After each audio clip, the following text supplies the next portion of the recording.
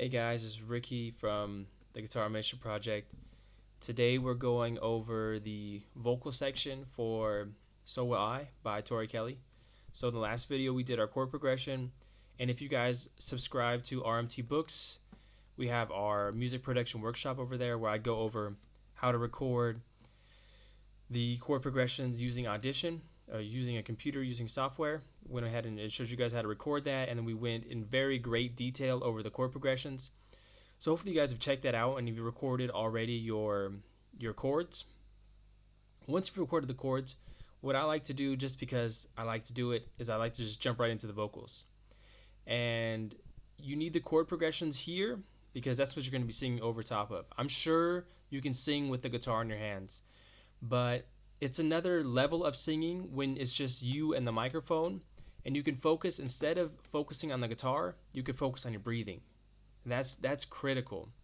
And you probably heard things about multitasking. It's not good. You just need to focus on one thing at a time. I think this is one of the cases where it's worth it to record your chords beforehand and sing over your chords so that you can just really focus on the vocals, focus on being in key.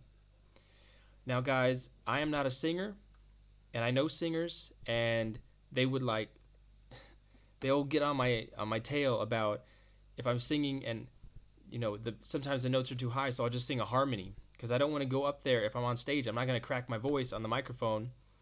Rather, I'll sing a harmony. And good thing was, back in the day, I had singers that could just carry the melody for me, and that was always a help. But here you are, it's just you, the microphone, your chord progressions, your music. So you're going to try your best to hit the melody, but the more important thing for you, especially here in the beginning, is to stay on key. Do not sing out of key. And how you'll notice you're singing out of key, well, that's just practice. That's practicing the major scale until it's second nature. And you have to hear when you're playing a wrong note. Like if you play guitar enough and you play the chords correctly enough, you'll know when you're playing it incorrectly. And it's the same ear technique you use to notice you're playing a wrong note that you're going to use when you're doing your vocals to know that you're singing a wrong note. Alright guys, but today we're going over the vocals. That was just an introduction for people who have not sang much. What's important here for the recording process is staying on key. But today I also want to get into what's the range you're going to need for this song, So Will I, so that you can set yourself up for success before you even get in front of the microphone. You don't want to go to your recording session and use that as a rehearsal. You rehearse before you record. And that's what we're doing here today, and that's what I'm going to walk you guys through. If I can get my camera set up right. Alright, so I'm playing this song in the key of B, which for me is the 3rd fret right here. And my guitar may be out of tune. In fact, I think it is. But we're going to roll with it anyways. I'm going to show you guys the mechanics here. So this note, I'm going to have to be able to sing, but I also have to be able to sing an octave above it because this song does have a range of over 1 octave. So I'm going to need to be able to go from this B here to this B here. I know my guitar's out of tune. I know it's out of tune. It's alright. We're going to work with it, okay? So when you are practicing your vocals, you're just going to go through do, re, mi, fa, sol, la, di, da. Go ahead and do that do, re, mi, fa, sol, la, di, da thing and take that over the major scale. Now focus on, of course, you want to breathe into your stomach.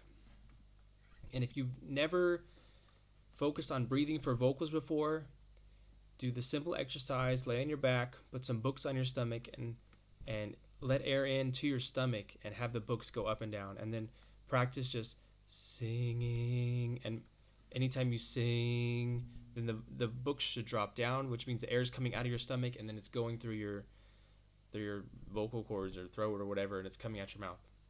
And then imagine you're pushing the air particles in front of you. Boom. Okay? Another thing you could do is just have your hand on your stomach to make sure you're getting that. You breathe in, your stomach gets bigger. You breathe out, your stomach gets smaller. Okay? So also do that. Focus on your breathing when you're going over your scale right here. Do, re, mi, fa, sol, la, ti, da.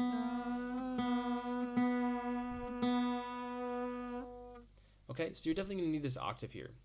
And if you notice that this B is too high, then drop the key. You have here a B flat, or you can go to an A flat, right? You could always just take it lower. But this is a good way beforehand, before you get set on your chords, to go through and say, okay, I'm going to pick this key because I know I can hit this note and it's comfortable for me. All right, another thing, if there might be people out there who it's hard for them to go lower, in which case you want to raise the key. And this song, we're going to start here on the B, it's going to go down a minor third. So that would be like boom.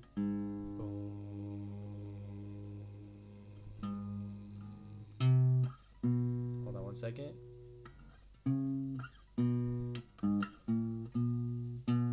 This note right here, half step. That's it. So our G sharp right here is the minor third down. So we're gonna go. We'll play this B. Boom, boom, boom, boom, la,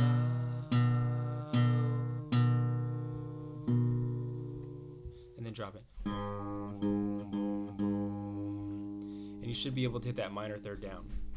And that guy is really the range for this song. So if you can figure out where your vocal range is, and then shift the key of the song to fit your vocal range, you only need to know a minor third down of whatever key you pick, whatever note is the first note in that key you pick, a minor third down, and an octave above. So guys, definitely do that practice with the major scale beforehand. And then the next thing you're going to want to do is sing along with the song, and notice when you're singing along where you need to take your breaths at. So practice that breathing when you're singing along with the song. And a good thing for picking up the melody, I mean, I could sit here and go over the sheet music with you guys and play every note for you, and then you go through and you match every note with your vocals. But an easier way to do it, I think, and a more fun way to do it, because matching those vocals on the piano or on the guitar is just not so much fun. But a more fun way to do it is listen to the song, close your eyes, focus on your breathing, put your hand on your stomach or lay on your back and put the books on your stomach, and sing along with the song, and try to just match the notes or harmonize with the notes. All right, guys, so because you're doing a cover of the song, because you're making your own version, maybe it's hard to say because I know I'll probably get destroyed for this, but maybe you change up the melody to fit your vocal range and then just call it your own song, right? I know that could be taken wrong in a lot of circles, but you have to do what's best for you so you can actually get your recording out there, so you can get your product out there. If you have to strain and if you go off key, then everything is for nothing. You can't go off key. You can't go off key. So it's more important, rather harmonize lower than trying to sing high and going off key. All right, guys, I hope this helped out a lot. I'm going to be going over the actual the vocal recording again in the workshop on rmtbooks.com.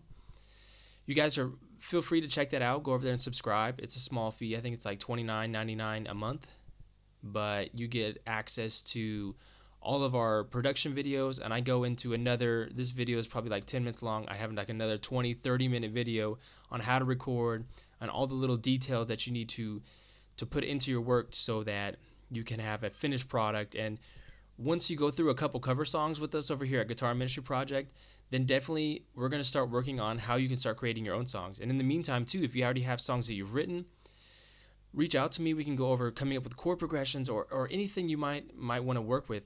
That's no problem. And then you can go ahead and just start recording those own songs of your own because you've practiced with cover songs. I mean, it's a great way to go, and it's going to set you up, and that way you can just share your message, share your passion for Christ, get it out there, let everyone know, and I really look forward to just helping you guys through that.